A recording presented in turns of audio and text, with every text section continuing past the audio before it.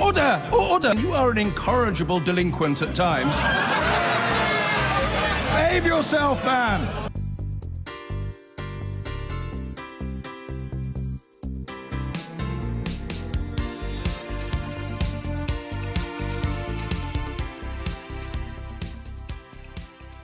MPs will be voting on a plan to force Britain's offshore tax havens to be more transparent. Those backing it say it will help prevent money laundering, corruption and tax dodging in places like the Cayman Islands. The government could be facing defeat as it's thought the plan has the backing of a good number of Conservative MPs. We can speak now to the Labour MP Margaret Hodge. She's in Central Lobby. Margaret, just explain to us a little bit more about what you're doing and what you're backing here. All we are asking is a simple measure that we should have transparent, open, public registers of beneficial ownership in our overseas territories. That means that we would know who owns what and where, and we would be able to follow the money. And with that transparency, we would be able to root out corruption and financial crime where it takes place, and also prevent it happening to the extent that it is today. Really, just by adopting registers of public ownership, or other countries doing it, that would, in your mind, prevent or reduce money laundering? Yes, absolutely. If I say to you, let me take some examples. We know, for example, that in the last 10 years, £68 billion has flowed out of Russia into the overseas territories because they are secret jurisdictions. That's 7 times as much Russian money has come into the UK. We know that there are 85,000 properties here in the UK that are owned by companies, not by individuals, who are located in these secret tax havens. And we know from a sample that probably 4 out of 10 of those are owned by Russians. And this secrecy allows you to hide your money and then transfer it, if it's corruptly secured, into the legitimate system by doing things like buying properties. Right. Do you accept the Conservatives' argument against the government's argument against this amendment is that actually there are already measures in place that would focus on increasing transparency and would help to some extent reduce money laundering and some of the other issues that you're talking about? It'd be better to focus attempts to look at those things rather than introduce another new measure.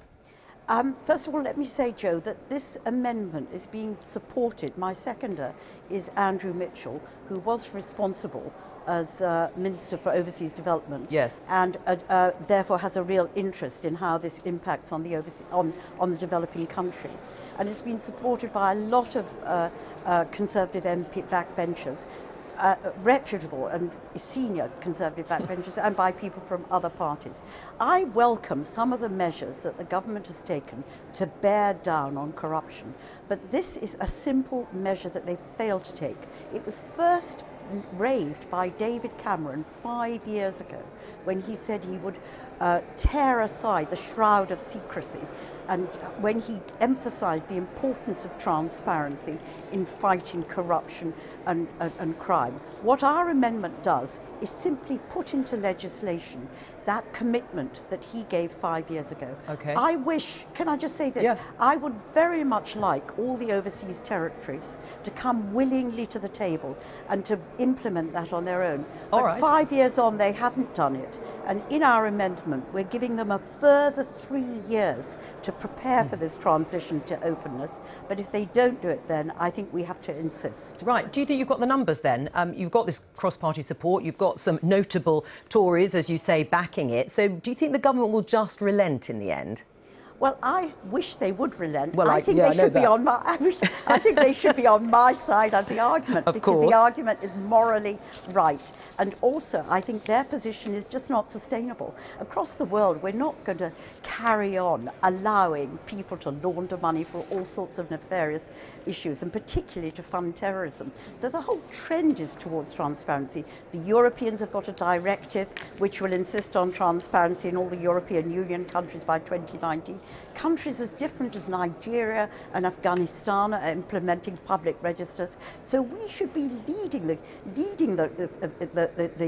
movement towards transparency, as David Cameron recognised. All right. We shouldn't be the last man standing. OK, or last woman in that sense. Or last woman, there in Central Lobby, Margaret Hodge, thank you very much. We will follow it later on today and get the result. Later, are you going to... Absolutely, I look forward to supporting Margaret. I'm a huge fan and a huge fan of this amendment. I think it's the right thing to do. Oh, well, you've won over our guest of the day, Margaret. Thank you. And indeed, in the Commons, John, numbers key because a couple of U-turns by the government today.